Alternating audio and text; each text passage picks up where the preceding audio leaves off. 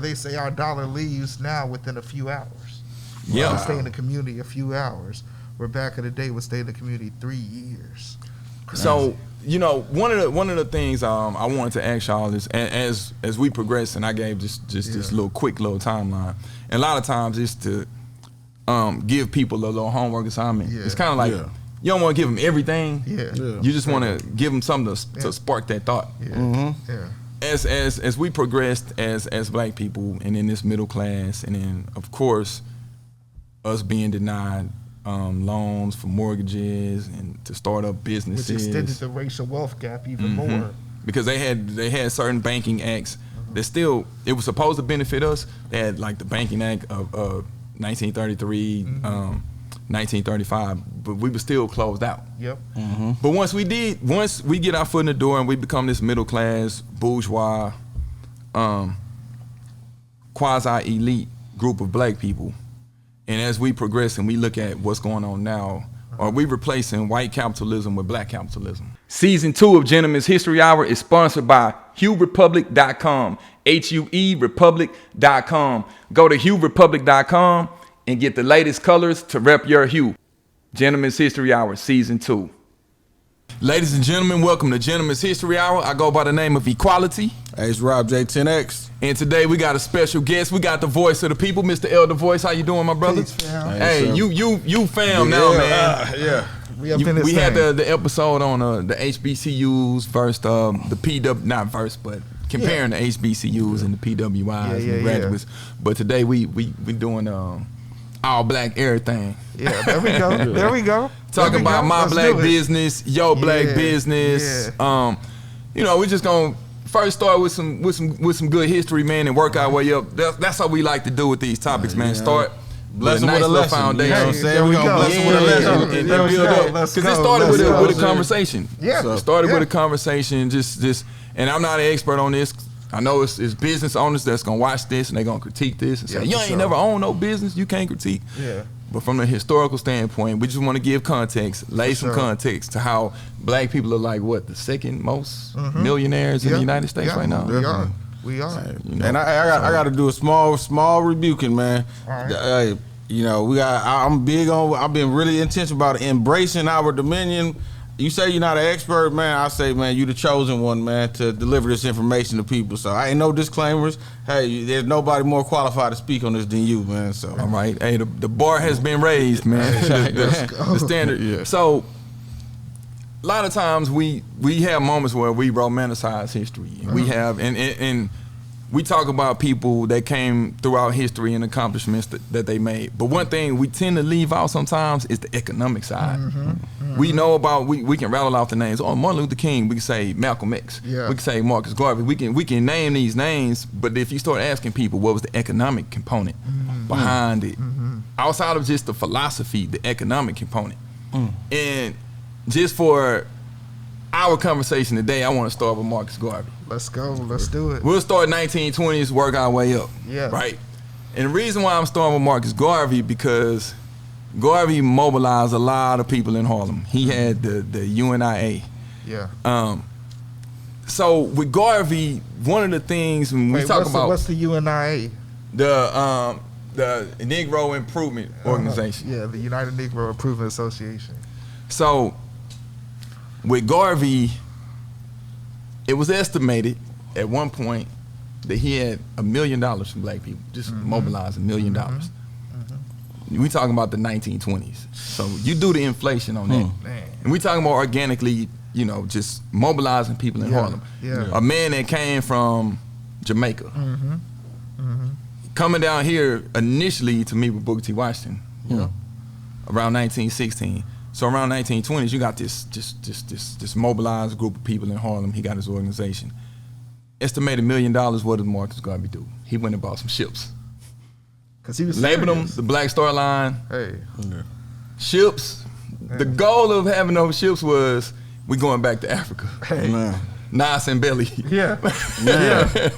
We going. So from a business standpoint, from an ambitious standpoint, fellas, you got this black man, 1920s, this short, stout black man, raising $1 million. And dark skin estimated dark skin which brother. is a whole nother dynamic. During that time. Yeah. Raised estimated at about $1 million. So supposedly about 800,000 of that went on buying these ships. They couldn't really go anywhere. He had to spend another 80 to 70,000 repairing them, and they never really set sail.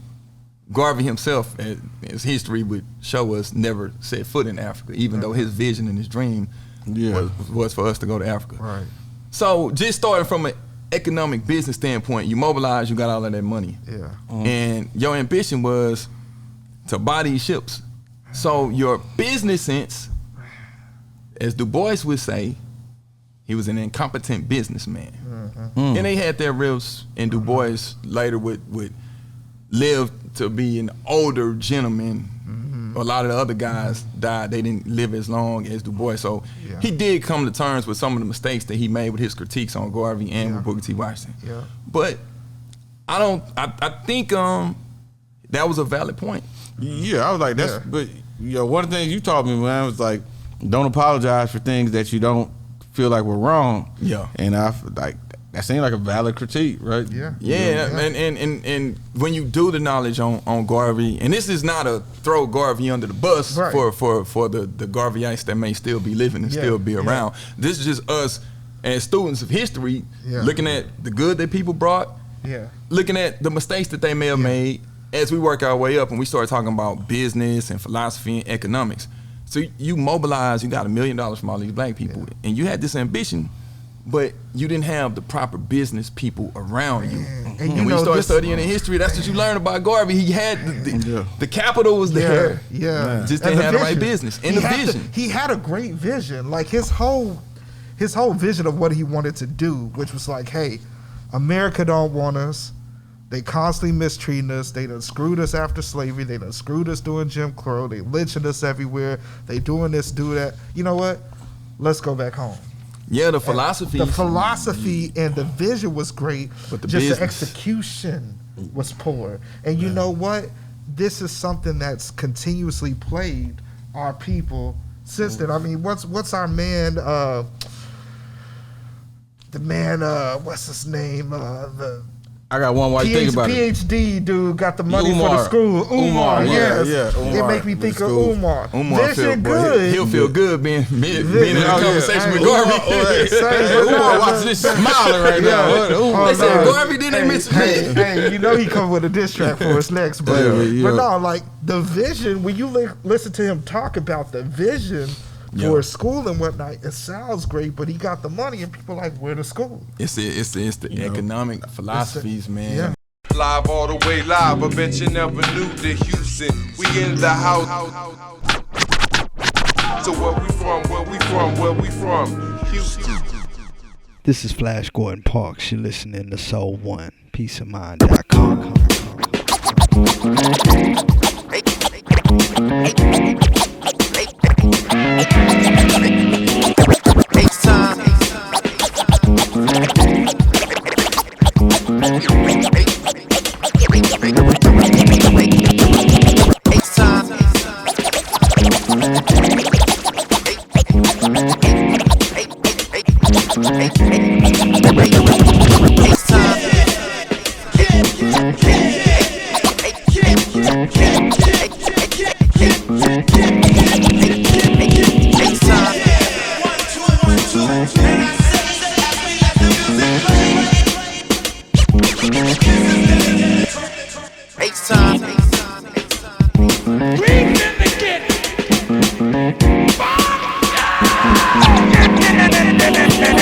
On a smaller level, I got shout out my uncle, man, LeVar Ball. You know what I'm saying? Like big baller. It was a great idea, but making a shoe takes a lot more than just a great idea. So I think it's maybe my theory would be maybe it's two different skill sets, right? You got the visionary, then you got like more the technical organized. It's kind of hard for that to be in one person sometimes. Exactly. So okay, 20s.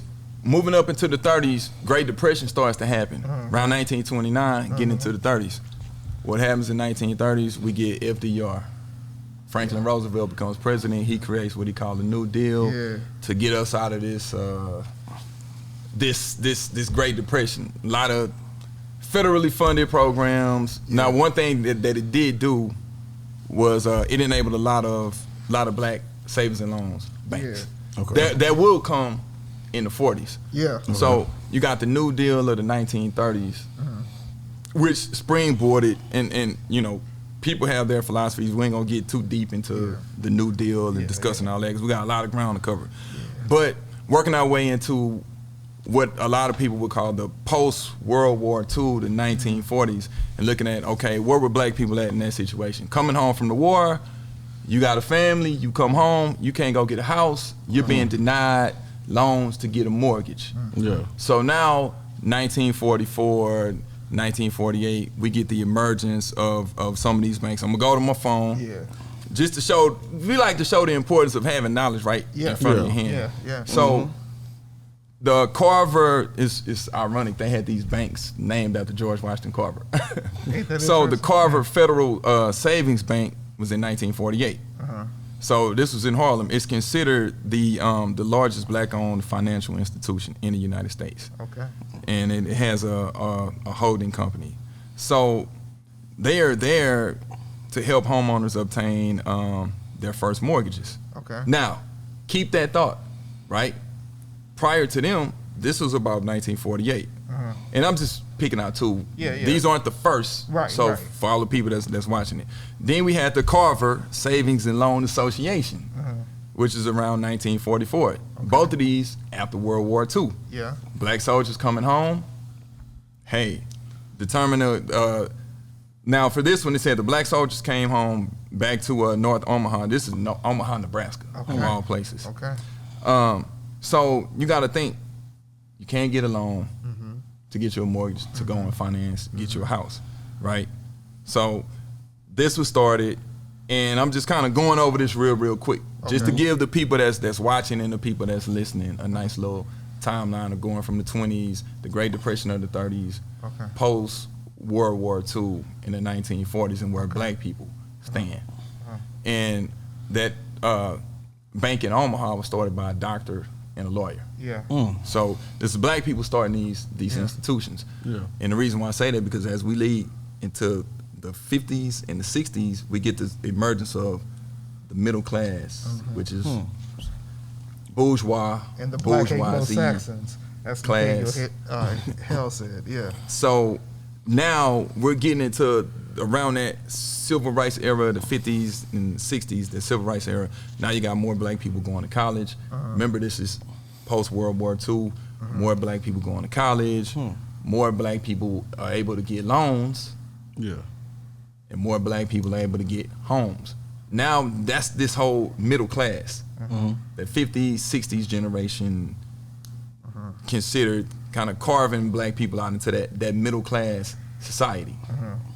And of course, we understand the pros and cons of segregation, integration, and the black businesses that were going on during that time and supporting black businesses. And we can hear the stories here in Houston, how right outside what used to be called Dowling Street in 3rd Ward, or Lyons Avenue in 5th Ward, it was all black businesses. You talk to your grandparents that were around during that time, they'll tell you, your great-grandfathers, if they still alive, they'll be in support of segregation, saying, hey, that's when the black dollar circulated. And we hear all these stories of Black Wall Street, Rosewood, They and all would these say it different would places. circulate for almost 3 years before it would leave the community back. You go to a black theater, you go to a black place, excuse me, to get goods and services. Black cleaners, black grocery store, black everything. And then integration came, and Dr. Claude Anderson said they literally thought the white man's ice was colder because the black man that was serving ice went out of business. Man.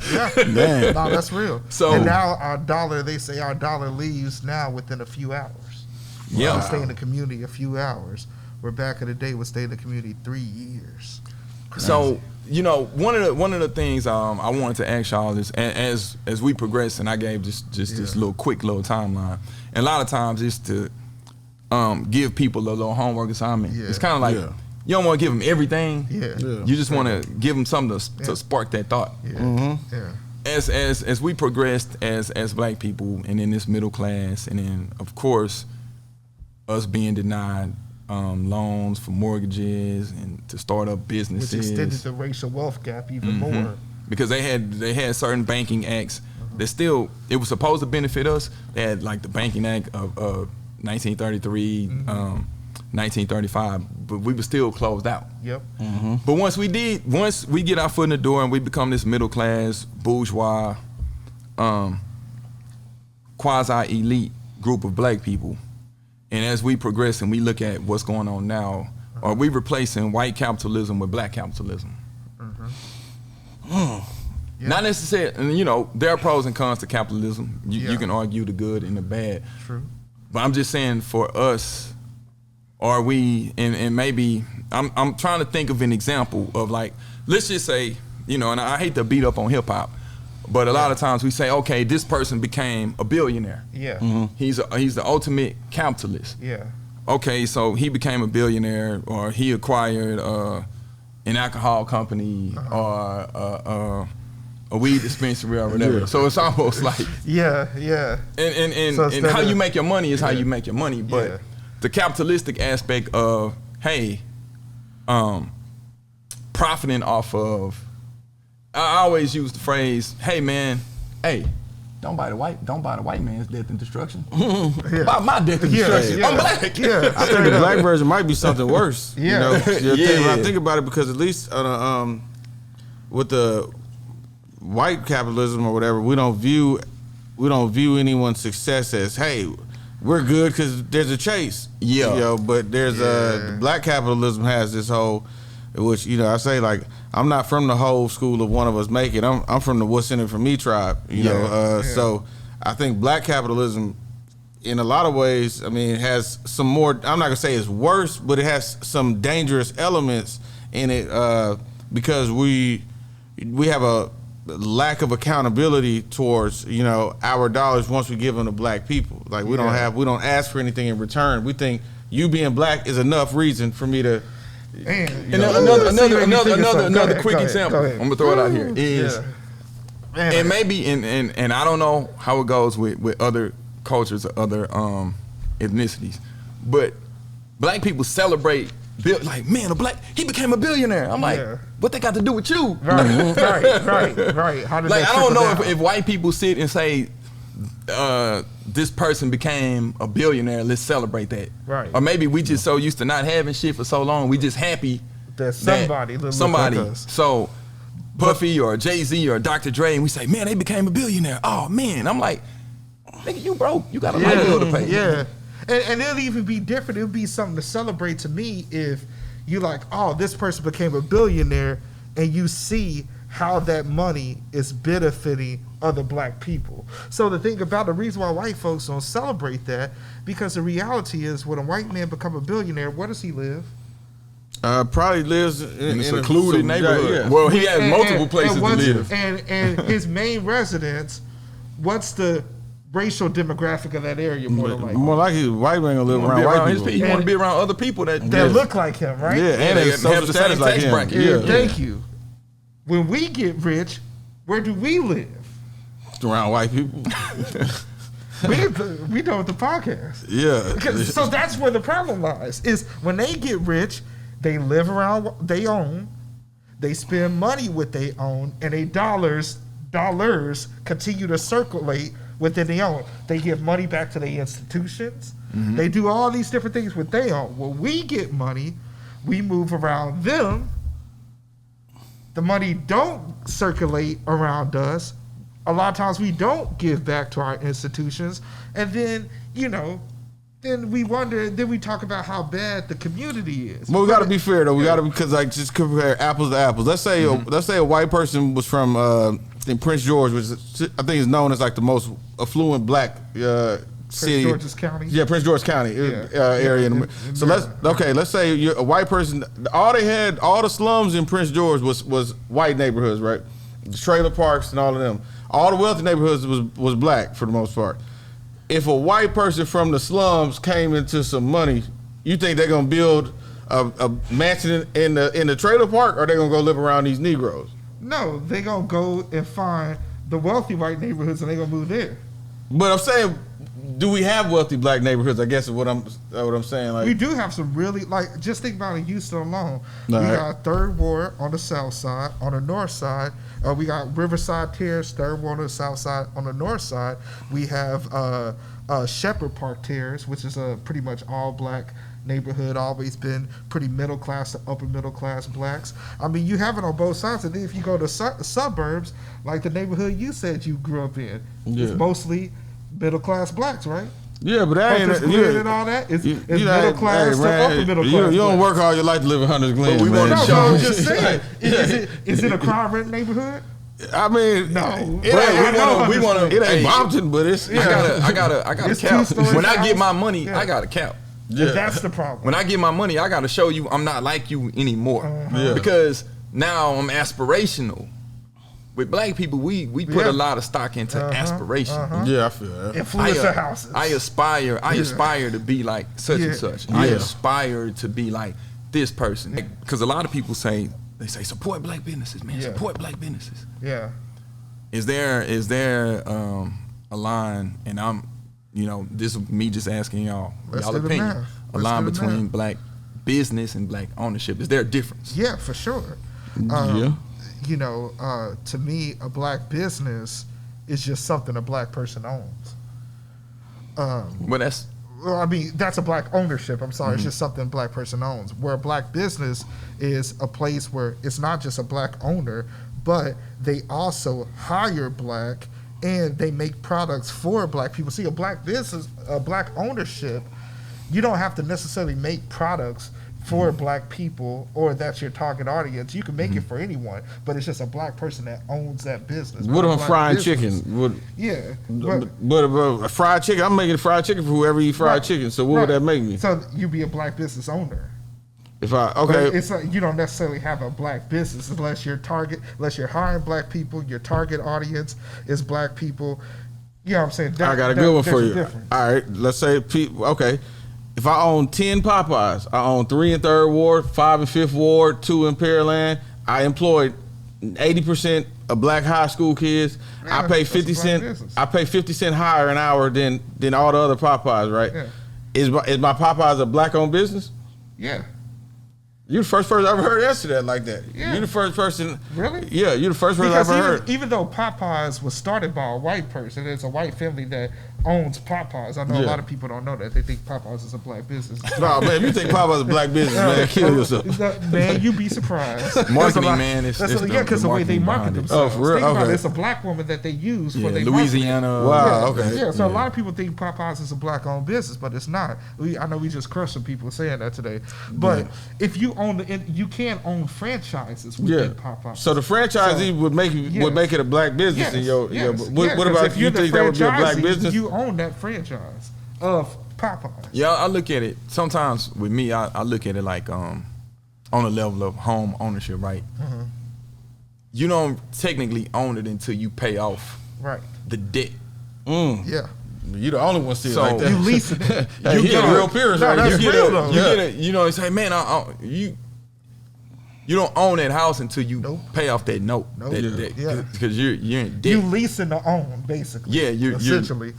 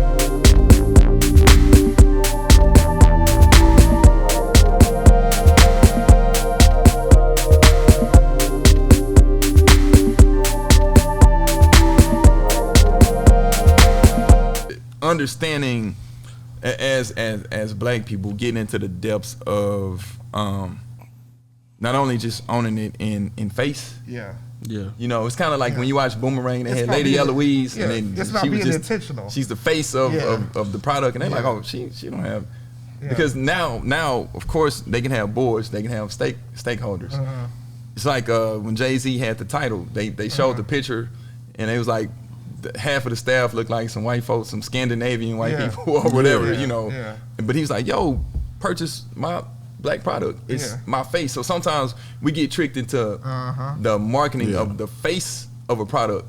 I mean, just hell, when I was a kid watching Georgetown, I thought it was a black school because they had a black coach and they had black players. That's good. That is pretty good. I remember that. I didn't understand. Like, man, shout out that's to probably Victor Page. 3% of the population. Yeah. Man, rest in peace, John Thompson. Yeah. As a kid, I thought, and I'm saying that as a metaphor, that sometimes we look at that's good. That was things on good. like we look at it on the surface of, oh man, and then you peel the layers back, like, hold on, Yeah. that's not. Yeah. You know, Okay, now on the flip Just side, like right? with Bad Boy. Isn't that like, but can I say that, in one hand, can I say, hey, I deserve the right to have white staff working this, that, because I'm an owner, right? Oh, yeah, you deserve it. Yeah, nobody's knocking. Nobody's It's saying your you don't business. have a right. You do whatever you want, but we're just saying don't call it a black business. Just say you a black business owner. But don't call it if a I'm black white, business. if I'm white and I got a bunch of Negroes dribbling a basketball pass, I'm still a white-owned franchise. Right. They just call them the owners. Yeah, you they notice just with call black them people, they owners. always say we want black this. With white people, they just say he's the owner.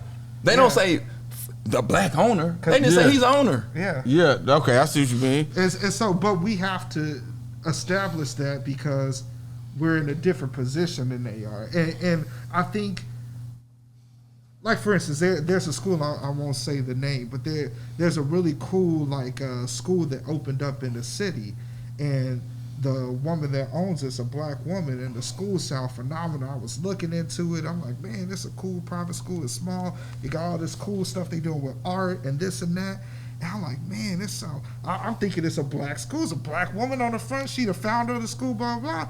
Then when I go to the website and I'm looking, it's mostly, non-black teachers and staff that work there. And then I'm looking at the student body. I'm like, oh, it's just owned by a black woman, but this ain't a black school. It's a slippery slope. Yeah, it's a difference. It's a slippery slope that I think with black people a lot of times, man, it's to clear our conscience. Yeah, it's like, hey, I'm supporting black businesses for some people, but I think when you just live a black lifestyle, it doesn't. It just becomes second nature. Yeah. To where, and I understand the communities are different. Like you said, we're all scattered out. Like it's like the people that are like pro-black on social media, they drive and live in the far suburbs. Man. That's real though. I don't want to knock nobody else. I almost coughed some names. So, you know what? I remember on Facebook some years back getting into an argument with somebody about that because she was trying to call me out about something. I'm like, well, yo, I live in a black community. I mentor black men. I do this. Where you live at? And then because I knew where she lived. And she lived in Cyprus. And then she got. I know where she lived. She got silent. I'm like, don't. Yeah. You know what I'm saying? Where your dollars getting spent? Yeah, the circulation of tax dollars. Where your tax dollars getting spent? It's getting spent in a wealthy area. But sometimes that's unfortunate because sometimes with whether it's black owned or black businesses, we throw the baby out with the bathwater. We give them a short leash. We have that, like you said. You say, man, I don't know, but do you demand that of other businesses? But I do demand it. They gotta buy from me at Stokes. Hey, look, if I spend with you, you gotta spend with me. That's period. So trust me, I'm definitely not holding no black person to no standard. I'm not holding these Edomites to, man. It's like, best believe, they spend with me everywhere. If I'm somewhere spending money, they somewhere spending money back with me. That's my rule. So because.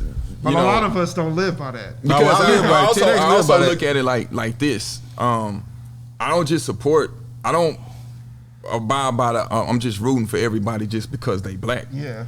I mean, your product still has to have some kind of quality, and still, and I don't want it to just be like, buy this because it's black.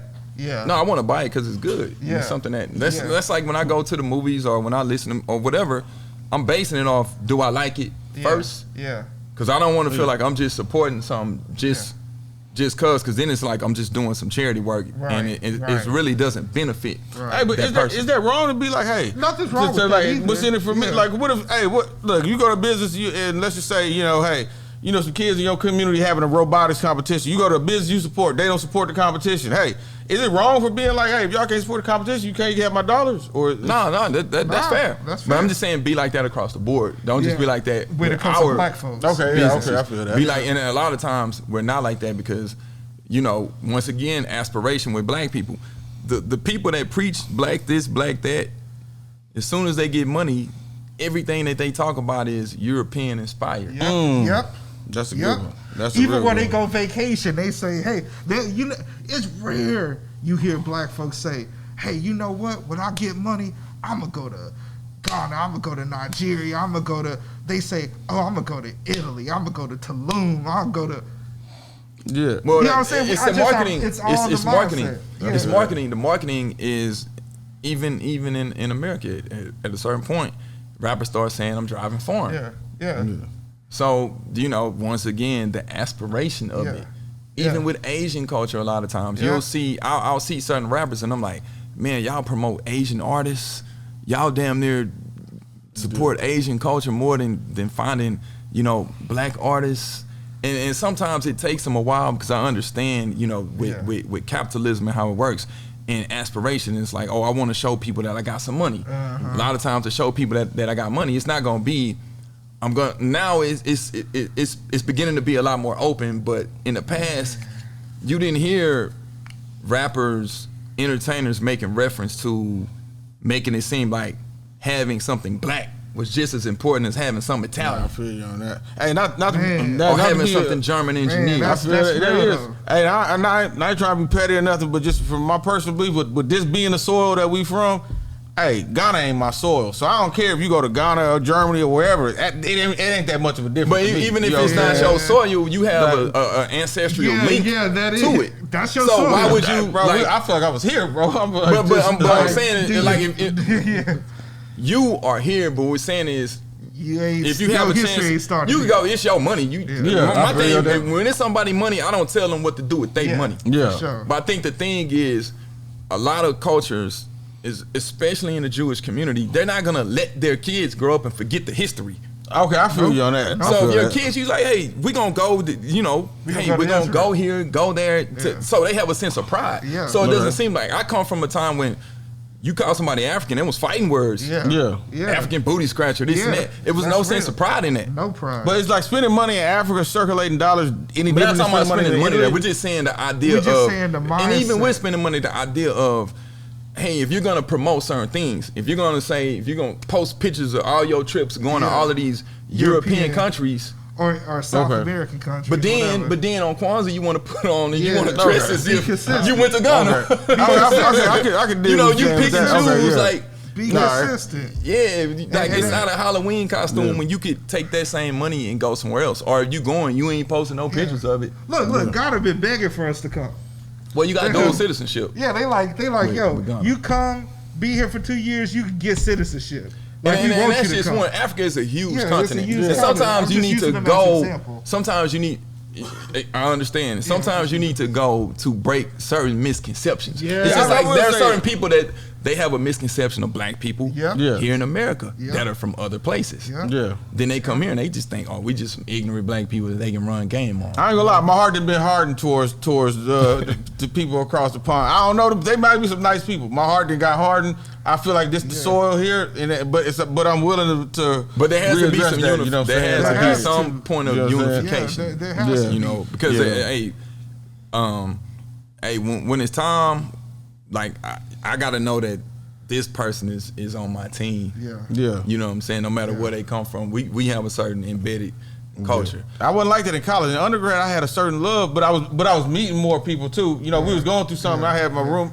I had some river friend in the Namibia. Even that, with what you're saying, a lot of places were colonized. Yeah, but at the same time, was time, taught to think negative about us. But at the same time, we've been colonized here too. So that's fair. That's fair. We mano. But I think there's bridges that's being learning. built, So we start talking about the dollar circulating, and we start talking about money, and really getting people to think like what I hold people feet to the fire sometimes also is when we see certain people that are in front of black culture and black events, and they like buy this or do that or saying black love or whatever. And I'm saying some of these entertainers and people. What I wonder is your existence. Yeah. How much of a black existence are you living? Meaning, is your entertainment lawyer black? Right. Is like do you have the money? you have the money and the influence to do that. You know, shout out. Take for instance, we're doing a podcast. One of the people that would consider the godfather of the podcasting game was Combat Jack. Yeah. Combat Jack used to be an entertainment lawyer. Yeah. The word is, all of the rappers went to Combat Jack when they were up and coming. Once they got their deals and they became famous, deuces. He had to become a podcaster. Yeah. Man. Because to take it to another level, black is cool to start with, but if you really want some, you got to leave the blackness behind to elevate.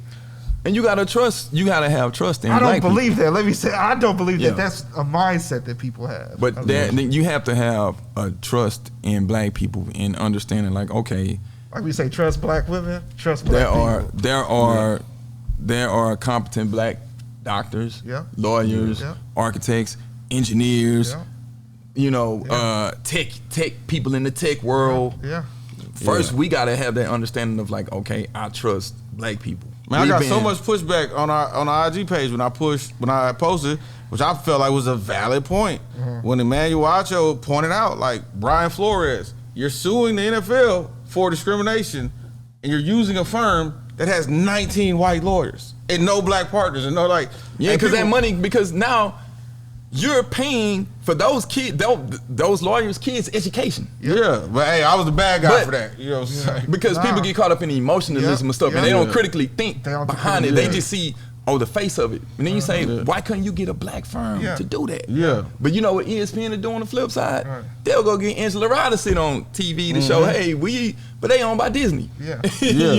So, or they're under the same umbrella with all of these companies. But it brings me to another point before we start wrapping it up is, and I'm glad you brought that up, generational wealth. Yes. So we hear that term a lot of times with economics and black people. We say, with generational wealth. And I just recently started hearing it. So I'm asking y'all, what's y'all definition of when y'all hear that word, that buzzword, generational wealth? Because black people say, hey man, I'm doing this, man, for generational wealth. Well, I mean, you think about it, it's like what Wu-Tang said, my kids get with your kids and your seed, my seed, so they can eat. And you know what I'm saying? I think it's about thinking about the generations after you. It's not just about how much you can consume now. It's about like, no, I'm putting these things in place so that my great-grandkids can eat. And maybe my great-great-grandkids can eat. I mean, because we think about like a area like River Oaks, right, in Houston. That's old money. That's long money. Most of the people the kids I work with, a lot of them don't know where their money came from. But they said. Working for them is an option. It's an option, man. Yeah. Or they have the parents' business to fall back on. But one thing that I will say, rest in peace, Dr. Africa. He made a comment. He said a lot of times in the westernized culture, they create people to create better things. In the East, they create people to create better people. When you start thinking about generational wealth outside of just a generationally wealthy asshole kid that didn't have to work for shit. Right? The Kardashians have generational wealth. Oh, for sure. Fine, and they kids gonna eat, and they kids gonna eat, and they kids gonna eat, and they kids gonna eat. Maybe. But when we start thinking about how many people are we creating? Like the product, the natural resource of a human being. And balancing that with that wealth. That's when you get that. That's when you get that brilliant kid that studied the philosophies of Marcus Garvey, that also understands the economics of if I can get $1 million from all these black people following me, now what can I do with that? Now how can I take that and have competent business people around me if I'm saying we gonna separate? That's good. I never thought make that a reality. Part of generational. Yeah. So we say generational wealth, and we really just raising little egotistical capitalists. Yeah. And if that's what you want to do, then that's fine. But where's the balance? The wealth is the knowledge. Yeah, where's that The wealth balance is of knowledge. It's understanding. creating a better human being? Yeah. I think on a tangible level, though, I do think there is a tangible element to it, because I look at some of my friends, like, one of my partners, John Dew. When I used to rent the townhome that he lived in. Now his brother lived in that townhome. He had lived in that townhome. Both pretty much, when they graduated from school, they started out, they emerged in the real world, living in this townhome that their grandma had left to them. But that townhome allowed them to save up, to be home buyers ahead of all of us, to be on a second job. I think John might be on his third, fourth property. I'm still working towards property number one. So I think, so he got to, and not to say he wouldn't have had it without that, but that he was able to get, but one of the greatest things I believe you could leave to your people coming after you, your descendants, is a head start. Yeah. You know what I'm saying? And his grandma left him a little bit of a boost. Yeah. So I do think there's a tangible element to it. My grandfather, passed away when I was 16 years old, graduated from college. Hey, there was a little bit of money waiting for me, So if I had an idea or something like that, So I do think there's a tangible generational wealth element. Well, it's a this and that. So you want to leave a tangible, and then you want to leave the thing that can never be taken away, the intangible, which is the knowledge, the spiritual aspect. You want to leave, because that's the real wealth, because that helps you manage all the tangible things. If you got the knowledge, you got the wisdom, then in every season and in every aspect of life, you going to know how to hit it and how to deal with it. You know what I'm saying? And to me, that's the real wealth, because how do you know the next generation going to be wise? You can spend all your life purchasing land, buying homes, but if the next generation ain't wise, they just going to squander it. And it was all for naught. I would say this, one way of just starting generational wealth is having an insurance policy on your life. Yeah. A lot of times, people have a whole lot of money, man. Then when they pass away, man, they got to do a GoFundMe, and I'm like, yo, homie was balling at the spots, well, that's popping also bottles and doing this and doing that. Yeah. Now y'all need my help to bury him, and now his kids don't have anything.